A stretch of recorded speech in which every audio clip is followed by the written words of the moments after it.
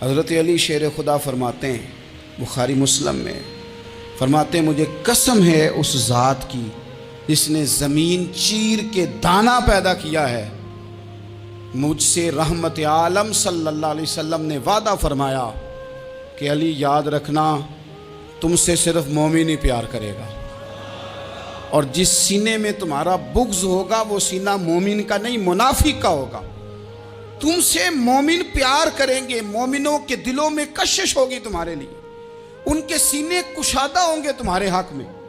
حضرت مولا علی شیر خدا کی محبت، ان کا نام آئے تو دل ٹھنڈا ہو جائے، آنکھوں میں روشنی آئے، چہرہ روشن ہو جائے، تو معنی یہ ہے کہ ایمان مضبوط ہے دل میں۔ اور اگر بندہ کمزور ہونے لگ جائے، اگر اس کی کیفیات کوئی اور رنگ پیش کریں، تو معنی یہ ہے کہ ایمان سینے میں مضبوط نہیں ہے۔ حضرت علی شیر خدا سے حضور کا جو قربت کا تعلق دیکھیں، کچھ لوگ ایسے ہوتے ہیں کہ جن سے قربت ہوتی ہے، آپ نے کبھی دیکھا ہے ہر بندے سے مل کے بندہ رو نہیں سکتا، ہر بندے کو دیکھ کے رونا آتا نہیں، لیکن کچھ لوگوں سے روح ملتی ہے نا کسی کی، تو ویسے کبھی وہ بندے مل جائیں نا، دل کرتا ہے تینوں سامنے بٹھا لاں، تیرے درد پرانے چھیڑاں۔ کچھ لوگ ایسے ہوتے ہیں جن کے ساتھ حضور تشریف فرما ہیں، حضرت علی شیر خدا کہیں گئے ہوئے ہیں، تو محبوب کیا فرماتے ہیں؟ فرماتے ہیں اللہ اس وقت تک میرے پاس حضرت اسرائیل کو نہ بھیجنا جب تک میں علی سے ملاقات نہ کر لوں۔ دعائیں ہو رہی ہیں کہ میری جب تک ملاقات نہ ہو جائے میرا جانے کا وقت نہ آئے، مشکات میں حدیث موجود ہے۔ تو سرور کائنات علیہ السلام کا جو ان کے ساتھ قربت ہے، حضور کا جو ان سے پیار ہے، حضور نے ہر مہاجر کو ایک انصاری کا بھائی بنایا، انصار کے اندر حضور نے بھائی چارہ قائم فرمایا، اور یہ تاریخ کا وہ والا بھائی چارہ ہے جس کی نہ اس سے پہلے کوئی مثال ہے، نہ قیامت تک دوبارہ کوئی مثال دی جا سکتی ہے۔ بھائی جب سگے بھائی جب شادی شدہ ہو جاتے ہیں نا، تو ان کی اپنی اپنی جیبیں ہو جاتی ہیں، اپنی اپنی گفتگو ہو جاتی ہے۔ 6 ماہ کے بچے کے بارے میں بھی وہ کہنے لگ جاتے ہیں میں نے بچوں کا بھی تو کچھ بنانا ہے نا۔ انہیں بالکل اب وہ چیزیں نظر آنی بند ہو جاتی ہیں جس میں والدین اور بہن بھائی شامل ہوتے ہیں، وہ کہتے ہیں میرے بھی تو بچے ہیں۔ لیکن یہ بھائی چارہ مہاجرین اور انصار کا اتنا زبردست اور معنی خیز ہے، حضور نے بھائی چارہ قائم فرمایا۔ سگے بھائیوں کو وراثت دینا مشکل ہوتا ہے، بڑا کہہ رہا ہوتا ہے کمائی تو میں نے کی تھی، چھوٹا کہہ رہا ہوتا ہے کہ باہر تو پہلے میں گیا تھا، جھگڑے جھگڑے۔ لیکن یہ تاریخ اسلامی کا وہ بھائی چارہ ہے کہ جن میں برادری، قبیلہ، رنگ، نسل، علاقہ ایک نہیں، پر ہزاروں قومیں وجود میں آئیں، دہر میں خشک و تر کے رشتے سے ہم نے بنیاد دوستی رکھی، یاد خیر البشر کے رشتے سے۔ اور اقبال نے جن انداز میں اس مضمون کو بیان کیا ہے وہ انداز ہی نرالا ہے۔ اقبال فرماتے ہیں خاص ہے ترکیب میں قوم رسول ہاشمی، بننے میں کوئی خاص، ان کی ترکیب ہی کوئی خاص ہے۔ حضور نے بھائی بھائی بنا دیا۔ اب بھائی جن کو دینی اسلامی مذہبی بھائی بنایا ہے، وہ دوسرے بھائی کے بارے میں کیا ذہن رکھتا ہے؟ وہ کہتا ہے کہ میرے بھائی میرا کاروبار بھی آدھا تیرا، جائیداد بھی آدھی تیری، چونکہ تو میرا بھائی ہے تو تو رسی لے کے پیمائش کر لے، میں اپنا گھر بھی بانٹ کے آدھا تجھے دینا چاہتا ہوں۔ جب اس قدر زیادہ لوگوں کی نظریاتی پختگی ہوئی اور لوگ اس قدر زیادہ مزاج رکھنے لگے، تو پھر ایک خاص قربت کا ماحول وہاں نظر آیا۔ پھر وہ جو مہاجر بن کے آئے تھے اور بہت زیادہ جن لوگوں نے جہاد کیا تھا، جد و جہد کی تھی، گھر بار چھوڑے تھے، پھر ان لوگوں کو زیادہ دشواری نہیں ہوئی، زیادہ آزمائش نہیں ہوئی دل لگانے میں اور مدینے میں رہنے میں، بڑی آسانی سے وہ لوگ وہاں رہنے لگے، اور بڑی جلدی ان کا مدینے سے اور اہل مدینہ سے پیار بڑھ گیا۔ تو میرے عزیز بھائیوں، حضور نے ہر انصاری اور مہاجر کو ایک دوسرے کا بھائی بنا دیا، سب کو بنا دیا۔ حضرت علی رہ گئے، اب یہ تو دونوں مہاجر ہیں، حضور بھی مکہ شریف سے آئے ہیں، حضرت علی بھی، بظاہر تو دونوں مہاجر ہیں، اگرچہ ساری زمین کے مالک رسول پاک ہیں، سب کو بھائی بھائی بنا دیا۔ تو اب ہر بندے کو بھائی مل رہا ہے، اور بھائی بڑے پیارے ہوتے ہیں۔ میں کئی دفعہ کہتا ہوں کہ بھائی بڑے پیارے ہوتے ہیں، کچھ قدورتیں دنیاوی طور پر معاذ اللہ دلوں میں آ جاتی ہیں، لیکن بھائی کا درد جو بھائی محسوس کر سکتا ہے وہ بھی دوسرے کو محسوس نہیں ہوتا۔ تو حضرت علی جب کسی کے بھائی نہیں بنائے گئے تو رو ہی پڑے، اتنے دلیر بندے تھے، پر بھائی کی ضرورت بندہ اتنی محسوس کرتا ہے۔ اس کو بھائی سے لگاؤ اتنا زیادہ ہوتا ہے کہ مولا علی رو پڑے، مشکات میں موجود روئے۔ حضور نے فرمایا کیوں روتے ہو؟ عرض کی حضور آپ نے سب کو ایک دوسرے کا بھائی بنایا ہے، میں رہ ہی گیا ہوں، مجھے کسی کا بھائی نہیں بنایا۔ اب وہ آنسوؤں میں لپٹی ہوئی وہ بات حضرت علی نے عرض کی تو محبوب نے فرمایا علی انت اخی فی الدنیا والآخرہ، فرمایا علی تو میرا بھائی ہے، اور نرا دنیا میں نہیں، تو دنیا اور آخرت میں میرا بھائی ہے، تو میرا بھائی ہے دنیا میں بھی اور آخرت میں۔ تو حضرت مولا علی شیر خدا کرم اللہ تعالی وجہہ الکریم کے جو فضائل ہیں، جو ان کے خصائص ہیں، ان کی جو فضیلت کی باتیں، میں نے جیسے کہا کہ انہیں بڑی زیادہ دلچسپی تھی میدان جہاد سے، شوق شہادت ان کا دیدنی تھا۔ ایک موقع پر نبی پاک صلی اللہ تعالیٰ علیہ وسلم نے ارادہ فرمایا کہ حضرت علی کو اپنا نائب بنا کے مدینہ منورہ میں چھوڑ کے جایا جائے۔ محبوب کریم علیہ السلام جب بھی تشریف لے جاتے تھے تو کسی ایک کو نائب بنا کر مدینہ منورہ میں چھوڑ جاتے۔ حضرت عبداللہ ابن مختوم رضی اللہ تعالیٰ عنہ کو بھی ایک دفعہ حضور چھوڑ کے گئے، تو ایک جنگ کے موقع پر محبوب نے حضرت علی شیر خدا سے کہا کہ آپ کو میں اپنا نائب بنا کے یہاں چھوڑ کے جاتا ہوں۔ یہاں لوگ جان چھڑاتے ہیں، کام کا جب وقت آتا ہے، میدان میں نکلنے کا وقت آتا ہے تو جان چھڑاتے ہیں، اور وہ کہتے ہیں کہ باقی سارے کام لے لو، جب وقت مشکل آئے تو پھر ہمیں کام نہ بتاؤ۔ اب مشکل وقت ہے، جہاد میں جانا ہے۔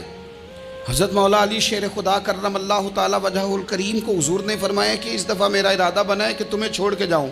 تو حضرت علی کو چھوڑ کے جایا جا رہا ہے، ان کو مدینے میں رہنا ہے، میدان میں نہیں جانا۔ عام آدمی کتنا پسند کرتا ہے کہ میں آرام سے رہوں گا، لیکن حضرت علی کو اتنا شوق تھا میدان جہاد کا، اتنی تڑپ تھی ان کے دل کے اندر کہ عرض کرنے لگے یا رسول اللہ صلی اللہ تعالی علیہ وسلم، رو پڑے، کہنے لگے حضور ساری دنیا میدان میں جہاد کرے گی اور میں یہاں عورتوں اور بچوں کے پاس رہوں گا، میں یہاں عورتوں اور بچوں کے بیچ وقت گزاروں، حضور مجھے لے کے جائیں۔ تو وہاں بھی حضور نے محبت کی بات سمجھائی، فرمایا علی جب حضرت موسیٰ کوہ طور پہ گئے تھے تو اپنے بھائی جناب ہارون کو چھوڑ گئے تھے، تو تم بھی تو میرے لیے اسی طرح ہونا جس طرح موسیٰ کے لیے ہارون تھے، لیکن فرمایا یہ یاد رکھنا میرے بعد نبی کوئی نہیں، حضرت موسیٰ بھی نبی ہیں اور جناب ہارون بھی نبی ہیں علیہم السلام، لیکن وہ انہیں چھوڑ کے گئے تھے، میں تمہیں چھوڑ کے جا رہا ہوں۔ ایک بات اپنے ذہن کے اندر بٹھانا کہ میرے بعد کوئی نبی نہیں آئے گا۔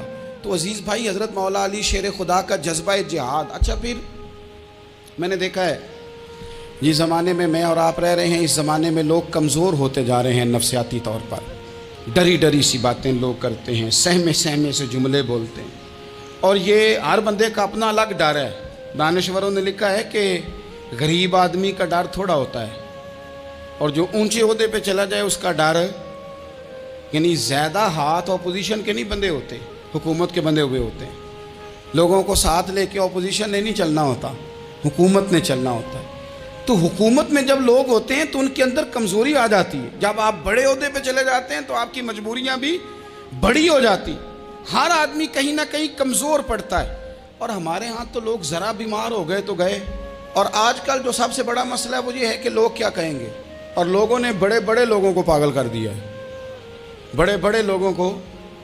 ہمارے علماء نے ایک بات لکھی ہے کہ ایک دفعہ نا ایک استاد صاحب سبق پڑھانے کے لیے آئے تو طالب علموں نے ارادہ کیا کہ آج استاد جی کو بیمار کرنا ہے۔ یہ جو آپ کے مشیر ہوتے ہیں نا ارد گرد، ان کی پڑتال بھی بڑی ضروری ہوتی ہے کہ یہ خبر کون سی لے کے آ رہے ہیں اور یہ کس طرح سے گائیڈ کر رہے ہیں۔ ہمیں تنقید کرنے والا بندہ اچھا تو نہیں لگتا، لیکن تنقید کرنے والے جو ہوتے ہیں وہ ہمیں نکھارتے ہیں، وہ ہماری کمزوریاں جو ہمارے اپنے نہیں نکال سکتے وہ نکال کے ہمیں بتاتے ہیں کہ تم یہاں کمزوری کر رہے، اس کا نفع ہوتا ہے۔ طالب علموں نے ارادہ کیا ایک دفعہ، یہ ہم جو اتنی زیادہ توجہ کرتے ہیں نا لوگوں کی باتوں پہ، لوگ کیا کہیں گے، میں کئی دفعہ دوستوں سے عرض کرتا ہوں زیادہ وضاحتیں نہ دیا کریں، زیادہ وضاحتیں دینے سے بھی بندہ کمزور ہو جاتا ہے۔ ہر وقت کا انداز وضاحتوں کا اور ہر وقت دفاعی محاذ پہ نہیں کھڑے رہنا چاہیے۔ وہ ارادہ کر لیا لوگوں نے، طالب علموں نے، کہ استاد جی کو بیمار کرنا ہے، تو استاد سب چنگے بھلے اچھے بھلے صحت مند آئے، کلاس میں داخل ہوئے تو پہلا شاگرد کہتا ہے استاد جی خیر ہے، آنکھیں بڑی سرخ ہیں۔ میں چل دوڑ جا بیوقوف آدمی، بالکل ٹھیک ہوں، چل کلاس میں بیٹھ چل۔ تھوڑا سا آگے گئے تو دوسرا شاگرد، انہوں نے اب 10-15 نے ارادہ کیا ہوا تھا، دوسرا کہنے لگا خیریت ہے، بڑے کمزور کمزور لگ رہے ہیں۔ اس نے کہا میں بالکل ٹھیک ہوں، کمزور کا چل دوڑ جا اپنا کام کر۔ وہ تیسرے کے پاس گئے تو کہنے لگا استاد صاحب خیر ہے، آپ کے تو مجھے ہاتھ بھی کانپتے دکھائی دے رہے ہیں۔ اس نے کہا اچھا واقعی؟ اب چوتھے نے بھی یہی بات کی، پانچویں نے یہی بات کی، تو آدھا گھنٹہ گزرا تو استاد جی کو سچ مچ بخار چڑھ گیا، وہ چھٹی پہ چلے گئے۔ کیوں؟ باتوں پہ توجہ ہے نا، لوگوں کے سامنے ہم لوگوں کی باتوں کے مطابق اپنے معاملات کو ترتیب دیتے ہیں نا۔ کچھ لوگ سوشل میڈیا دیکھ کے نظریہ قائم کرتے ہیں، کچھ ہوا دیکھ کے نظریہ قائم کرتے ہیں۔ وہ قائد اعظم محمد علی جناح کی ایک بات نہیں بھولتی کہ انہوں نے کہا تھا، ہندو لیڈر جو تھا جس کو لوگ گاندھی کہتے تھے، اس سے کہا تھا تیری اور میری سیاست میں فرق ہے، تو لوگوں کا رجحان دیکھ کے فیصلہ کرتا ہے، اور میں قائد اعظم کہنے لگے میں فیصلہ کر کے لوگوں کا رجحان ادھر کر دیا کرتا ہوں۔ یہ کمال ہوتا ہے کسی شخص کا کہ اس کا اپنا نظریہ غالب آئے، بجائے اس کے کہ وہ دیکھے آج کل لوگ کیا کہہ رہے ہیں تو لہذا میں اس طرح کا ڈھل جاؤں۔ لوگ تو ایک وقت کے لیے کچھ کہتے ہیں، پھر اگلے 4 گھنٹوں میں کچھ اور کہتے ہیں۔ حضرت مولا علی کے مزاج میں استقامت ہے، اور جو لوگ جو بہت زیادہ پراپوگنڈا کرتے ہیں اور بہت زیادہ کسی کے بارے میں بات کرتے ہیں، ان کا وہ مزاج نہیں، ان کی وہ طبیعت نہیں، وہ اپنے حساب سے فیصلہ کرتے۔ ایک شخص تھا عمر بن عبد ود، 90 سال کا بوڑھا، لیکن جب تلوار لے کے میدان میں آتا تھا تو 1000 آدمی کے مقابلے میں لڑتا تھا، اور لوگ جگہ جگہ یہ کہتے تھے تو اس طرح ہے جس طرح عمر بن عبد ود لوگوں کو ڈراتا ہے، تو اس طرح ہو گیا۔ یہ اس کے ارد گرد کے لوگ اس کی مثالیں دیتے تھے۔ جنگ خندق جب ہو رہی تھی تو یہ مقابلے میں آ گیا، تو حضرت علی المرتضیٰ شیر خدا کرم اللہ تعالی وجہ الکریم بھی تشریف فرما تھے۔ اب پورے عرب کے اندر اس کے بارے میں یہ کہا جاتا تھا کہ اس سے نہ لڑو، وہ تو خونخوار ہے، وہ تو درندہ ہے، وہ تو جنگلی شیر کی طرح آتا ہے، وہ تو کاٹ کھانے کو دوڑتا ہے، اس سے کون لڑے؟ ایک خیال تھا۔ اور وہ پراپوگنڈا بعض اوقات اتنا زیادہ کسی کے بارے میں ہوتا ہے کہ ذہن میں بچے لوگ آتے ہیں نا بچہ دم کرانے کے لیے، تو کہتے ہیں پیر صاحب بڑا ضدی ہے، کسی کی بات نہیں مانتا، باقی بچے ٹھیک تھے، یہ تو بڑا ہی نالائق نکل آیا ہے۔ تو میں کہتا ہوں کہ آپ اس کے سامنے یہ والی باتیں نہ کریں، یہ پکا ہو جائے گا کہ میں ضدی ہوں۔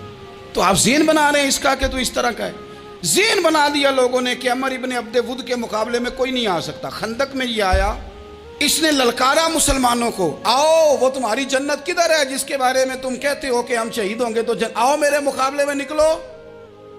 جب اس نے پہلی دفعہ للکارا تو ابھی بات ختم نہیں ہوئی تھی کہ مولا علی تلوار لے کے اللہ اکبر کہتے کھڑے ہو گئے۔ حضور نے فرمایا بیٹھ جاؤ، حضرت علی پھر بیٹھ گئے۔ وہ پھر پکارا اٹھو کوئی میرے مقابلے میں، تو مولا علی شیر خدا پھر کھڑے ہو گئے، پھر کھڑے ہو گئے۔ حضور نے فرمایا بیٹھ جا۔ ایک شخص نے کہا علی یہ عمر بن عبد ود ہیں، فرمایا مجھے پتہ ہے۔ نہیں سمجھے آپ بات، میں آپ کو سمجھا کے لایا ہوں پیچھے سے کہ پراپوگنڈا کرتے ہیں نا لوگ، ہو آگے نہ جانا، یہاں کرنٹ بڑا زیادہ ہے، وولٹیج بڑے سخت ہیں، تو آگے نہ بڑھنا۔ بھائی کیا ہو جائے گا، اٹھ باندھ کمر کیوں ڈرتا ہے، پھر دیکھ خدا کیا کرتا ہے۔ حضرت علی تیسری دفعہ اس نے کہا نا ہے کوئی، تو حضرت علی پھر اٹھے۔ اب تو رسول پاک صلی اللہ تعالی علیہ وسلم نے تھپکی دی۔ بعض جگہ یہ ہے کہ حضور نے خود تلوار تھمائی، سر پہ امامہ باندھا، اور حضور نے فتح یابی کی دعا فرمائی۔ حضرت علی گھوڑے پہ بیٹھے نکلے، اور جب اس کے سامنے گئے تو جا کے کہنے لگا میرا پتہ ہے۔ حضرت علی فرمانے لگے تو اپنا چھوڑ، میرا پتہ ہے تجھے، مجھے تو جانتا ہے۔ کہنے لگا میں 1000 کے مقابلے میں اکیلا لڑتا ہوں۔ حضرت علی شیر خدا فرمانے لگے پتہ نہیں تو کن سے لڑتا رہا ہے، جانے وہ کون ہے جن سے تو لڑتا رہا ہے، وہ کون 1000 تھے جو تیرے مقابلے میں آتے تھے، پتہ نہیں۔ تو کہنے لگا میرا نام میری ماں نے عمر بن عبد ود رکھا ہے۔ فرمایا چھوڑ تو، میری ماں نے میرا نام حیدر رکھا ہے۔ کہنے لگا تیری عمر چھوٹی ہے، کوئی بڑا لا۔ فرمانے لگے یہ تو جب پنجے میں پنجہ ملے گا تو پتہ چلے گا عمر کس کی چھوٹی ہے، ابھی تو کہانیوں سے متاثر کرنا چاہتا ہے، تو چاہتا ہے کہ تو پریشر ڈالے اور میں تیری بات سنوں، تو مقابلے میں آ، ڈینگے نہ مار، کہانیاں نہ سنا، دیواریں ہلتی رہتی ہیں اور در کانپ جاتا ہے۔ علی کا نام سن کے اب بھی خیبر کانپ جاتا ہے۔ تو مقابلے میں آ، تو باتیں بنا رہا ہے، کہانیاں سنا رہا ہے۔ وہ کہنے لگا تو بچہ ہے، میں چاہتا نہیں تیرا خون بہاؤں۔ تو حضرت علی کہنے لگے میں بڑے دن سے پریشان ہوں کہ کسی بے ایمان کا خون بہایا کیوں نہیں، میرا بڑا دل کر رہا ہے تیرا خون بہاؤں۔ اس نے بڑی زوردار ضرب لگائی، غصے میں اتنا پاگل ہوا، کیونکہ اس کے بارے میں معروف تھا کہ وحشی مزاج آدمی، اتنا سخت پاگل ہوا غصے میں، اس نے اپنے گھوڑے کے پیر کاٹ ڈالے، پہلے تلوار گھوڑے کو دے ماری، اس کو کاٹ کے دوڑا۔ یہ کیوں کرتے تھے لوگ؟ عرب کے لوگ اس وقت یہ کام کرتے تھے کہ ہم نے گھوڑا ہی مار ڈالا ہے تاکہ ہم بھاگ نہ سکیں۔ کہتے ہیں نا کشتیاں جلا دی ہیں کہ اب واپس جانے کا راستہ ہی بند ہو جائے، گھوڑے کے پیر کاٹ ڈالے کہ بھاگنا نہیں، اور بڑی زور سے اس نے ضرب لگائی حضرت علی پر۔ حضرت علی نے جب روکی تو وہ ڈھال ٹوٹ گئی حضرت مولا علی کی، اور آپ کے امامے کو اس کی تلوار بھی لگی۔ آپ نے فرمایا دکھا لیا تو نے زور، اب میری باری ہے۔ حضرت مولا علی شیر خدا کا قد بظاہر چھوٹا تھا، صحابہ کہتے ہیں ہم دور سے دیکھ رہے تھے، اللہ اکبر کہہ کے تھوڑا سا زمین سے وہ اٹھے، تھوڑا سا اٹھے، اور پھر دوبارہ نہیں انہیں تلوار چلانی پڑی، ایک ہی ضرب لگائی اور اس کے 2 ٹکڑے کر کے اسے زمین پہ پھینک دیا۔ تو عزیز دوست، آپ یاد رکھیں گے اس بات کو کہ اپنی زندگی کے اندر مروب ہونا چھوڑ دیں۔ روب میں تاتاریوں نے مسلمانوں کو مروب کر لیا تھا، روب ڈال لیا تھا کہ ہم بہت بڑے لوگ ہیں۔ یہی آج ہمارے ساتھ بہت سارے لوگ کرتے ہیں، دلوں میں روب آ جاتا ہے، امیر رشتہ دار کا، فلانے کا، فلانے کا، پھر وہ جو مرضی کرتا ہے۔ تاتاریوں کی ایک بی بی، وہ کیا کرتی، وہ 9-10 مسلمان نوجوانوں کو سڑک پہ کھڑا کر جاتی، کہتی ادھر کھڑے ہونا، میرے آنے تک ہلنا نہ، جوان ہے لیکن روب ہے نا کہ یہ بڑے وحشی ہیں۔ اکیلی بی بی اندر جاتی، تلوار لے آتی، اور وہ کھڑے ہیں، وہ بھاگے بھی نہیں، اتنا ڈر گئے، ٹانگیں کانپ رہی ہیں، بھاگنے کی بھی جرت نہیں کر رہے۔ تسلی سے گئی ہے، تلوار لے کے آئی ہے، اور اس نے 9 جوان مسلمانوں کے گلے کاٹ دیے۔ اس روب سے نکلیں باہر، نوجوانوں سے کہتا ہوں نکلو۔ اور جن لوگوں نے دنیا میں انقلاب برپا کیا وہ غریب گھروں کے تھے، وہ لوگ تھے کہ جو بظاہر کسی بڑے قبیلے سے نہیں تھے۔ آپ محنت کریں، تعلیم حاصل کریں، جد و جہد کریں، مشقت کریں، اپنی زندگی میں کچھ مقاصد کے حصول کے لیے آگے بڑھیں۔ اور اگر آپ کہیں کہ دائیں بائیں میرے فلاں آدمی مجھے یہ مشورہ دے رہا ہے، تو کچھ لوگ دنیا میں باتیں کرنے آئے ہیں، انہوں نے باتیں کرنی ہیں اور بڑا فائدہ ہوتا ہے، ان کو باتیں کر لینے دیں، ان کو کرتے رہنے دیں۔ کام کرنے والا بندہ کام کرتا ہے اور کرتا ہی چلا جاتا ہے، وہ منزل تک پہنچ جاتا ہے۔ تو حضرت علی کے مزاج میں دلیری ہے، ہمت ہے، ایک بات، اور دوسری بات دانائی، حکمت۔ یہ جو ہمارے فیصلے ہیں نا جذباتی، اور جناب آج فلانے نے یہ کہہ دیا تو میرا پروگرام یہ بن گیا، تو پھر کل کسی نے اور کچھ کہہ دیا تو میرا پلان اور بن گیا۔ میں سب سے زیادہ ان لوگوں کے حق میں پریشان ہوتا ہوں جو سویرے کچھ اور کہتے ہیں، دوپہر کو کچھ اور کہتے ہیں، شام کو کچھ اور کہتے ہیں۔ بھئی آپ کا کوئی نظریہ ہونا چاہیے، کوئی ویژن ہونا چاہیے زندگی میں، آپ کے اندر کوئی حکمت اور دانائی ہونی چاہیے۔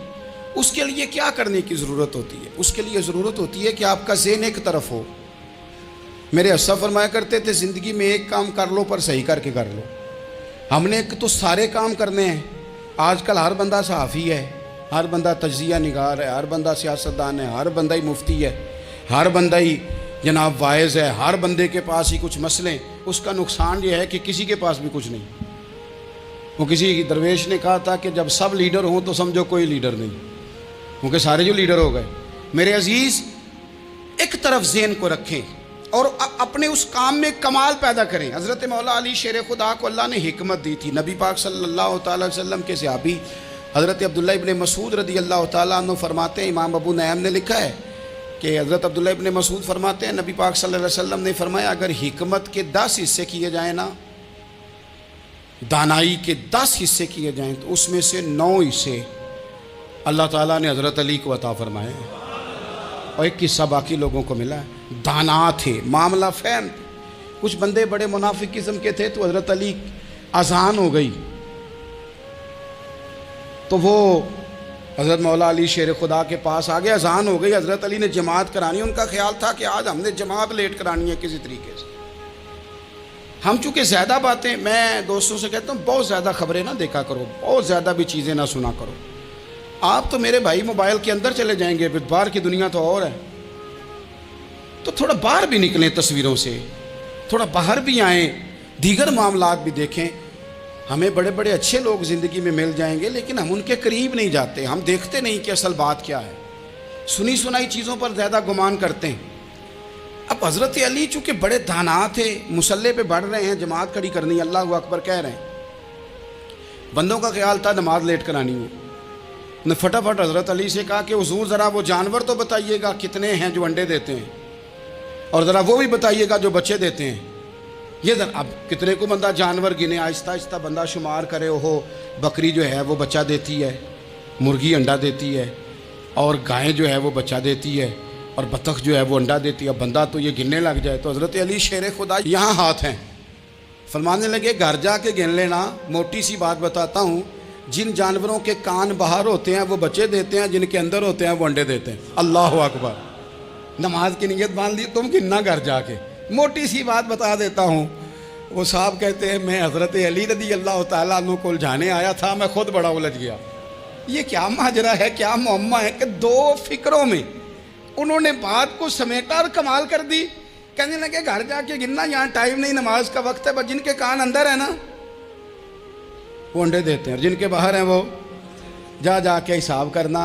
آپ ڈھونڈ لیں، تلاش کر لیں، چلے جائیں ماہرین کے پاس، پر شیر خدا شیر ہی ہے۔